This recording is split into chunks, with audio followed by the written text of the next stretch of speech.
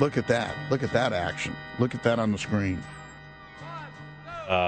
Shut up. No way. Absolutely way. Wow. Well, I didn't verify yet. I usually ask for a birthday, but I didn't have the time to do it. So Gary Mack apparently called Dennis and woke him up. He does sound like he just woke up, Dennis. Dennis always sounds like he just woke up. I always sound like I just woke up. Good morning, good afternoon, and good night. That's Mr. Haskins, Mr. Belding. How are you doing this fine day? I heard a rumor from our friend Gary Mack. What is it out here? It's 6:20-something in the morning. That you're talking about me because this is the 25th anniversary for Saved by the Bell, or something like that. And I'd like to say publicly, now that you're here, I would like to say publicly that I have remained consistent, that I haven't said one good thing about you in my diatribe against Saved by the Bell. So, okay. I'm just kidding. Dennis Haskins, are you? I was gonna go with it, man. You lie. I'll roll with it. All right, you're in L.A. or Vegas? I'm in Los Angeles. Yep, sure am. All right. How are you guys? Good morning. I'm Chattanooga. I love Chattanooga. It's a place where I got my hopes and dreams started, and people gave me the courage to get in a car and drive west. And eventually, I had an audition for a musical. It led to an audition for a little show with Haley Mills in it, Good Morning, Miss Bliss, that later transitioned into the incredible run of Saved by the Bell. I was going to ask you, Dennis, by the way, meet Jerry Harvey. He's wanted to meet you all his life. Hi, Dennis. Jerry, how are you? I'm great, buddy. How are you? And you already talked to Brian. I was going to ask you how that... Wait, JR, wait. Jerry Harvey, yes. My office, now. Hey, now, what's going on here? Hey.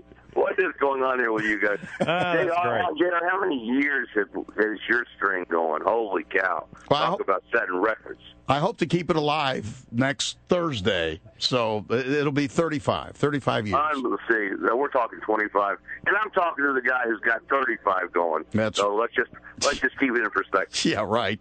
They don't know me outside this room, and even in this room. So, tell me, you went from Chattanooga, and as you said, drove west. Did you have an audition set up, or did you just, No, I had been. Some people in Chattanooga know I was managing a band called Overland Express. Yeah. But I had gotten my union card, and one of the tours we had was with Greg Allman, and we were out there. I lost my razor, and I went to see my agent in Atlanta, and she rushed me out to an audition where I got the very first Dukes of Hazzard. Wow. And that gave me the courage. They did 5 episodes in Conyers, Georgia. And they said, we're going west. We're going to keep this thing going. And I thought, well, if I'm ever going, I've got a foot in the door with some pretty good people. And I went on out to California. So, how scary was that for you, Dennis? It was real scary. I had a ham radio in my car, and I left my dad's driveway in April of, I guess, 1980. And I talked to him on that radio until I couldn't talk to him anymore. It was pretty scary. Dennis, let me ask you a question. Tell me where you went to high school here in Chattanooga. Notre Dame High School. Okay. For somehow, and I'm not sure, you at one point knew my brother and his wife, Jeff and Kathy Harvey. I don't know if you remember them or not, but that has come up, and it's just like, it's one of those silly kind of things. Oh, well, my brother, used to know Dennis Haskins. I hear that people tell me from somewhere in Texas, oh, yeah, I went to school with Mr. Belding in Texas, high school, and I just go, oh, okay. Right, exactly, yeah, exactly. But the nice thing about it is that people do want to have some connection. People do want to say, yeah, I knew him when, or which means they love the show. And what more can you ask for, right, JR? I mean, that kind of love and respect it's warm and fuzzy. It's not all that instant heat of like Brad Pitt or somebody like that. But it's like, they're really glad to meet you, and they all have the story to tell, and it's a wonderful, wonderful thing. And how cool of you guys to even be talking about us this morning. Aside from Overland Express, you have you work local. Tell us about your TV experience here in Chattanooga. Well, Bill Landry and I were at University of Tennessee, Chattanooga, and Billy had started doing the Host of the Horrible movies, but he moved to Knoxville, and nobody was doing it. So I went down, and I talked to, I think it was Charlie Milliron, and said, hey, can I take it over? and he let me take it over, and I became the host of the horrible movies in Chattanooga. That may not be the answer you were expecting, but I eventually ended up working with the athletic department because I played 1 year of ball. I walked in for 1 year of ball at Chattanooga, and Ron Everhart had gotten Chattanooga basketball on television for one game. And I thought, well, it'll come back, and nobody did it. So with one season in between, I went to Coach Wilkes. I said, Coach, can I try to put the games back on TV, the basketball games? Because we had Golden and Gordon. It was a pretty good team, sure, and chances to go to the national title. He said, well, sure, go ahead and try. And with Daryl Patterson and I working to try to get Channel 9 to go on the air, and I found some, through the athletic department, connections with Coca-Cola and Crystal and people like that. We got 3 games on, and the team made it to the finals and came in second. And the next year, they made it to the finals and came in first. And I'm very, very proud of being part of that whole effort and being the first color commentator. But Ron Everhart, got to give Ron Everhart credit for getting the first game on the air at University of Dayton. But that was a great run, and I was an amateur, and I bow to your greatness, JR. Don't even. Tell me. I would say this, and I've known Dennis. Dennis is a friend of mine, and yeah, you have embraced the whole Mr. Belding thing, yes, maybe more than other people would do. And I think you told my boy Killer Bees at one point in time, you said, oh, I love that guy. You kind of told him, become a character actor, become a guy like that, and there'll always be work for you, always be room for you. Correct or incorrect? Well, I don't know if I said that, but it is correct. I mean, it's easier to. The lead guy has to carry the load all the time, and the character guys kind of come and go. I was one of 7, but I was the adult, so I was kind of the glue, you know. Sure. Mr. Belding was the center of the wheel, and everything kind of spun around it, so they all did the work, and he would come in and fix things. But I was in every episode, you know, so it kind of worked out really well. Hey, Dennis, I love Killer Bees. Dennis, let me ask you real quick. I've read recently, and I only saw a little clip on it. Have you seen this Lifetime movie that's coming together about the Saved by the Bell? None of us have anything. Well, none of us except for Dustin.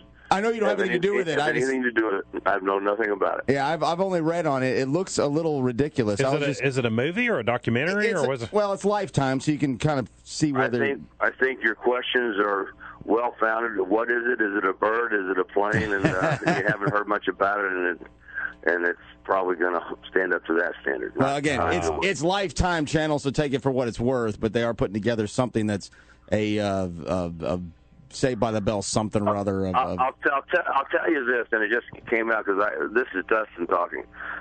Dustin recently did an interview with Dustin Diamond, who authored the unauthorized Behind the Bell or whatever the movie is based on, has now disclaimed everything that's written in the book, said he didn't write it. So it's a book based on something that the author says he didn't write, of stories that he says aren't true. So there you go. Talking with Dennis Haskins on the anniversary of Saved by the Bell. Well, when did that point in time come, Dennis, where the show was on the air and all of a sudden you go, wow, this thing's got some A, viewers, and B, staying power? Well, that's a great question, JR, because we were supposed to be on Disney with Haley Mills and go to Florida and be part of the tour. Huh. And Disney kind of said, well, we're not sure. But Brandon Tartikoff took the show. Right. Because he thought it was a show his daughter could watch and enjoy as a comedy, but also learn something from. Who lied to their best friend and hurt their feelings, or who, all the basic rights and wrongs. The guy that chases the girl that never wants to date him, but she still talks to him. All those kinds of things. So we did about 20 episodes, and we started. Eventually, we got 39 in the can, and they went to a little group called TBS out of Atlanta. And we were the only sitcom on Saturday mornings, and the rest was Bugs Bunny and the Roadrunner trying to drop the anvil on the Coyotes. Right. and so eventually the show caught fire in Atlanta, and of course that whole big network, the TBS network, Superstation. People came, exactly, the Superstation. People came back to NBC, and the show rose up to be number 1, and they sent the kids on a mall tour, and they got their clothes torn, and people yelling at them. That's when we knew we were doing pretty good. what were the challenges? I mean, that group was pretty darn young when they began. Obviously, there were some growing pains, probably physically and mentally, during the show, yes? Well, they were all professionals, JR.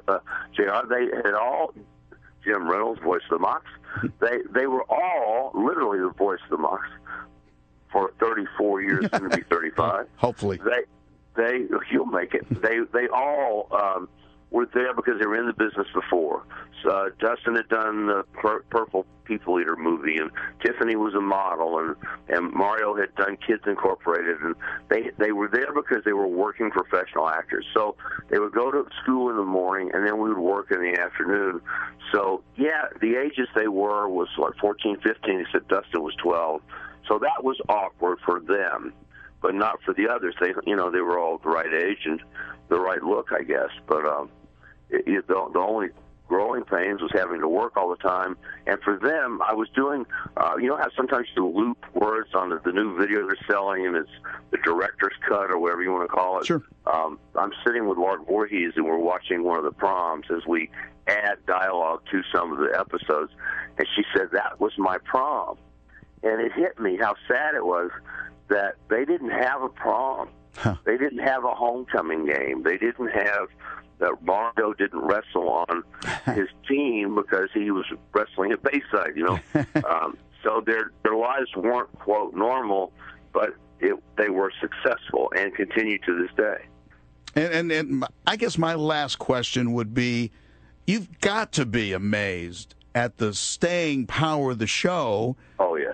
We're talking about it, 25 years later, and you can still see it all the time. I was looking at IMDb, and you can always tell the popularity of a show by the guests that they have or the guest stars they have on the show throughout the run of the show. And you've got Tori Spelling and Leah Remini, Patrick Muldoon, this huge list of guests. And, that speaks volumes for you guys' show. Yeah, it's amazing who came through the show. Scott Wolf ended up on Party 5, started as an extra, and I'm drawing a blank right now, but the girl that's in Sharknado now, I was just seeing her last week. Blonde hair. Tara Reid? Tara Reid. Yeah. Tara Reid's first job was on Saved by the Bell. I did not know that. Yeah, but see, I didn't know it either because back then they weren't, quote, Tara Reid. Right. They were just actors doing a job. And they would later come back to me and say, hey, my first job was on the show. And I just, listen, guys, I could either embrace the role or run from it. And there's so much love and respect for the characters and for the show and what we did. I'm going to New Jersey this weekend. I'm being flown into New Jersey to do a thing in Atlantic City. And in a couple of weeks, I'm hosting 3 events in New York City that are all about Saved by the Bell. And, fantastic. And at the same time, I just worked with Jamie Presley, and TV Guide picked it up because I played a principal. It's the first time I played a principal in 25 years. And, I'm just glad to be a working actor. And I'm very proud to be from Chattanooga. And I love you guys for talking about us. And I appreciate you. Now, well, Dennis, I will say, go Mike's, man. Go Mike's. Come on. Dennis, I'll say JR might have 10 years on you, but when he goes to SummerSlam and World Wrestling Entertainment, it doesn't flood Facebook and Twitter. When you go to SummerSlam, that's all I see. Yeah. I've been very blessed to get to know some of the wrestlers that are some of the best in the world today. I know Dolph Ziggler, and I know Jerry the King Lawler, and I took a picture. Jerry. And I love the King, and that picture is my biggest collection of likes ever. I sent him that note yesterday, and I'm lucky to know those guys, and Zack Ryder, Mike DeMiz, and all that. And I was at SummerSlam watching and just wondering why. There is a surprise I can't tell you about for WWE that'll watch the behind-the-scenes stuff at WWE this week. There'll be a fun little thing coming up. So you have a hint. Nobody else knows this. You have a hint of something that's coming up. You heard it here first. WWE this week. That is the reason I was down there. But I love you guys very much, and thank you so much. And I hope to see you soon. Wait, I got one more question. Sure. All the things you've done, what's still on the bucket list as far as professionally? Broadway. Huh? Broadway. And I had an audition this week for Chicago in the role of Mr. Cellophane. So we'll see how that goes. But I would love to. The thing about Broadway is it's 8 shows a week, fellas. You got to bring it 8 times a week. Yeah, that's hard work. Going up to wherever La Crescenta or something and doing Jennifer Falls and go, okay, cut. And you go back to your trailer and it's hot. And you sit down. You don't get to cut and sit down and have some water over there. But right, I would love to be there. Dennis, if you didn't know this before, the one thing you can't get away from is Gary Mack. I love Gary Mack, man. I know Gary from when he was a kid back in the day. You know, when he was, and then it went on to be such a big star with him and Dale on WGOW, and it's probably calling me now, and just all the people in Chattanooga area, David Carroll and Bob. I heard Bob Johnson just went in the Hall of Fame. Yes. God bless him. Yes, he did. Absolutely. I'm so happy to hear that. And so people with Channel 9, people with Channel 3, and you guys, and now my friends over Channel 12 with Chip Chapman. How lucky am I, to know all you guys? And just because I've been chasing a dream and just refuse to let go. I'm like that dog with that towel that won't let go. So, don't let go, man. When are you coming back? Well, I met James Rogers, I think, is doing a very special halftime performance November 8th. I've heard this. I've heard about this, yeah. Yeah, that he and I have been working on with the athletic department, and I got it started and got out of the way. Almost 25 years ago, he and I worked to have Fly Eagle Fly become the official song in the schools of the bicentennial year, whatever 76 was, however many years ago that was, 30 years ago. So he had laryngitis that night. He said, Dennis, if I could ever go back and have that be the experience that I wanted it to be, and I believe there may be an eagle flying and some really great stuff. I've heard so. That's something I'd like to come back for. All right. You'll come up and see me, correct? I always come see you. You try to lock the door, somebody gives me a key, and I come in. Thank you, my brother. Congratulations. Thanks, Dennis. Take care, you guys. I appreciate you. Thank Bye-bye. you. Thank you. That's Dennis Haskins. Thank you, Dennis. That was beyond cool. Yeah, that was very fun. So, look at Mr. Calm, Cool, and Collected. We wouldn't be that big of a deal. Oh, that was really great. Dennis is a good guy. I mean, I know Dennis. I'll say that. I know Dennis. Yeah, that was a lot of fun. Yeah. So. See, I have met Dennis, Jerry. You're the only one in the room who hasn't. Don't go there. Come on. That's just. Thank you, Dennis. Thank you, G-Mac. Yeah. Pour salt in the wound. I consider him a very good friend. An acquaintance at best. Well, let me tell you something. When I finally meet him, he's going to like me better than he likes either one of y'all. Well, that goes without saying. Yeah. See, I'll be moving and living in the guest house behind his house with my 5 dogs. That's what's going to happen. Maybe you're right. Maybe you're right. Talk Radio 102.3. Dennis Haskins on the 25th anniversary of Saved by the Bell. Debuted on this day in 1989. Chattanooga's own Notre Dame Fighting Irish graduate. Dennis Haskins on the Talk Monster, WGOW-FM.